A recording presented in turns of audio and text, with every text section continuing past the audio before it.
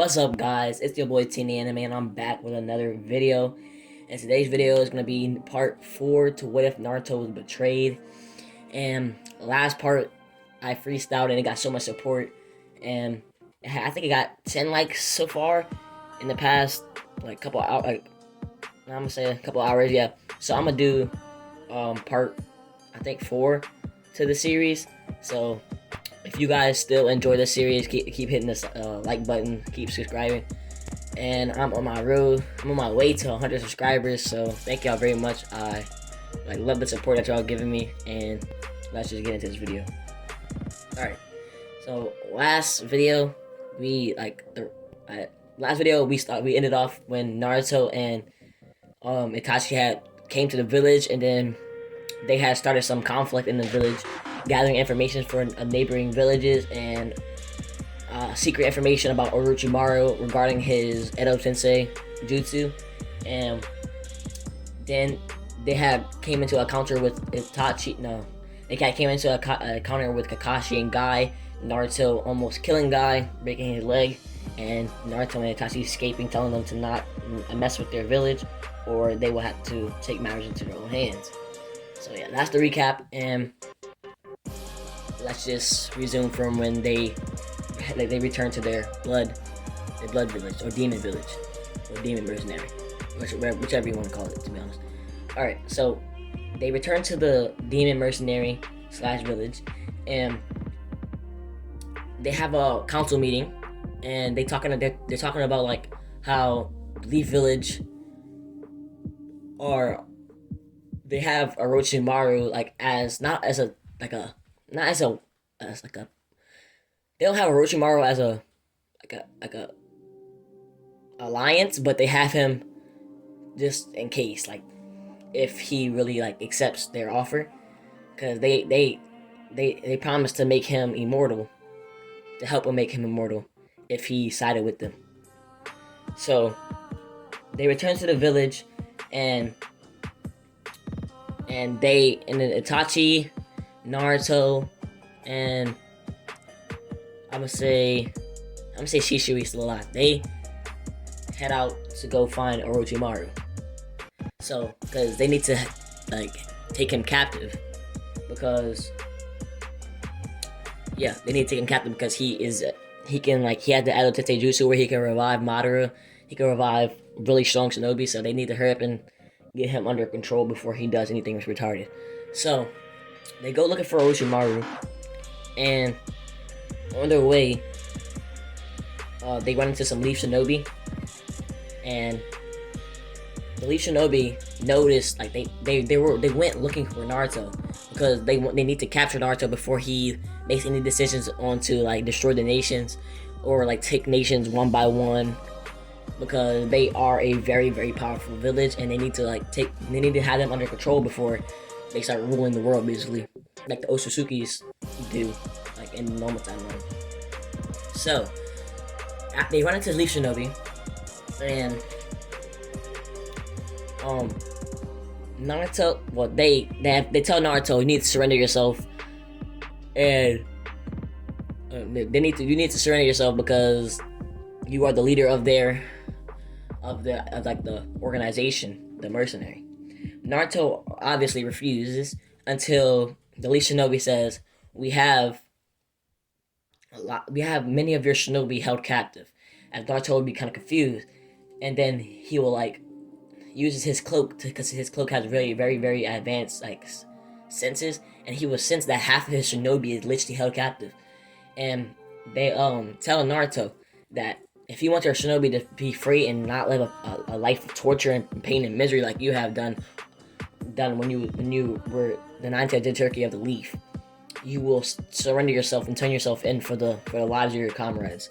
And Naruto, seeing that they have the upper advantage, having half of their shinobi being held captive by all the nations, split between the nations actually, Naruto then agrees that he will let them take him captive as they let his shinobi free.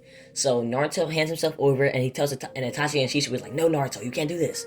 But Naruto insists that it's for the people that he cares about.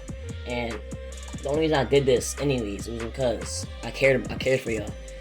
Naruto would say, as Itachi and Shisui shed a tear, knowing that like basically Itachi is like his brother, so Itachi will like feel like the pain that he felt when he couldn't talk to Sasuke when he was next to him, and then Shisui just feel like he was like really a close friend to Naruto, so he'll also be sad.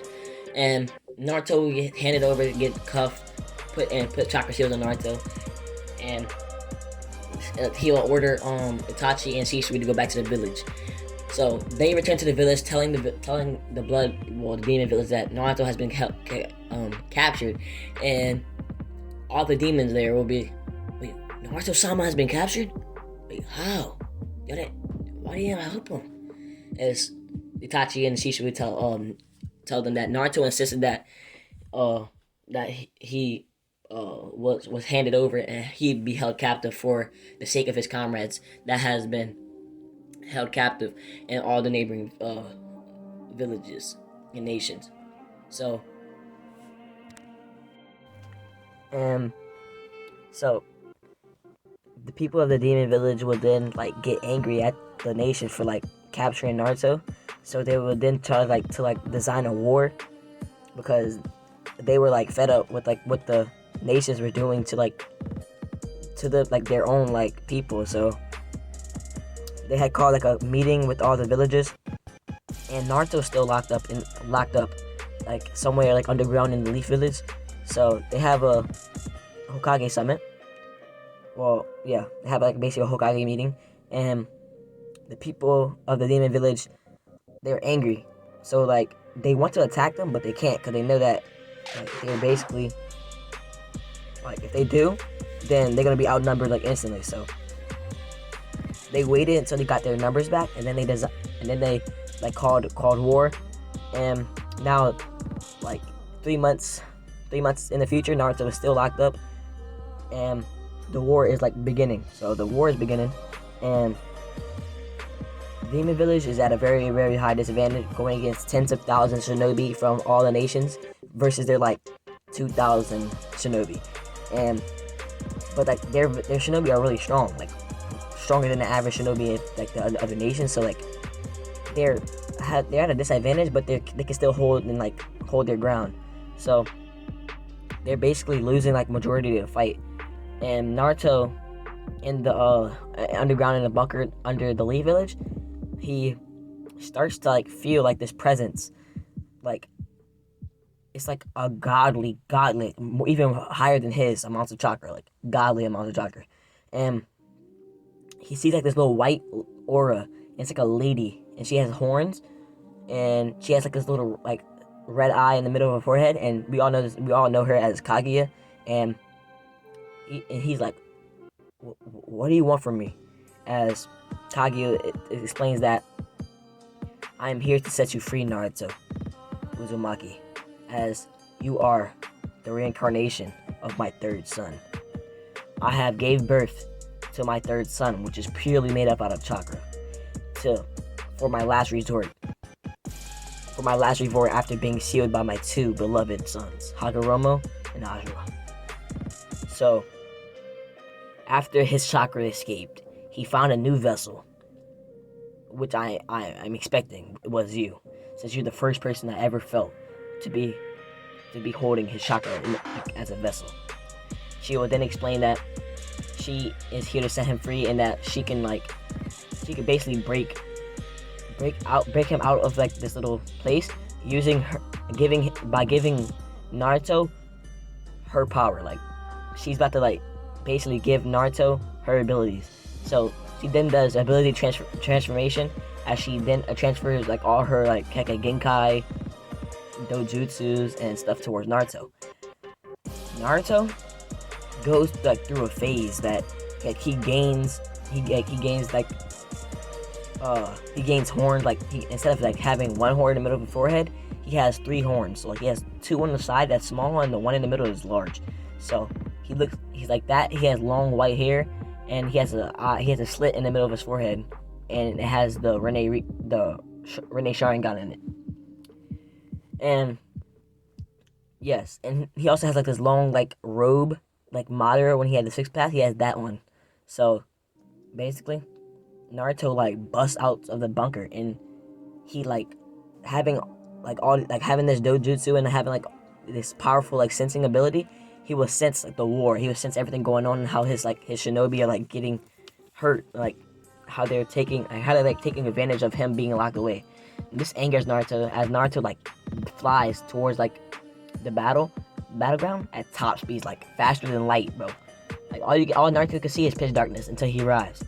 Naruto arrives as he like flies down into the middle of the battlefield, and everybody is like wondering who this is.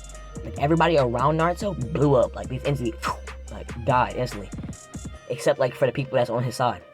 And like the nations are like, what? Who is that? Naruto would turn around as he would say, "You tried taking advantage of my people when you locked me away. Now, all we wanted was peace. We wanted to help this world and get rid of its anger and war. But you go ahead and start the war.